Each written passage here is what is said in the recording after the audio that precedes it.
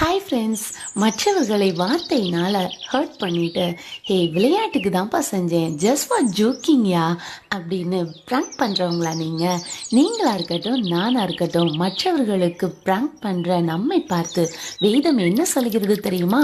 நீதிமொழிகள் 26ஆம் அதிகாரம் 18ஆம் வசனம் 19ஆம் வசனம் இப்படியாக வாசிக்கின்றோம்.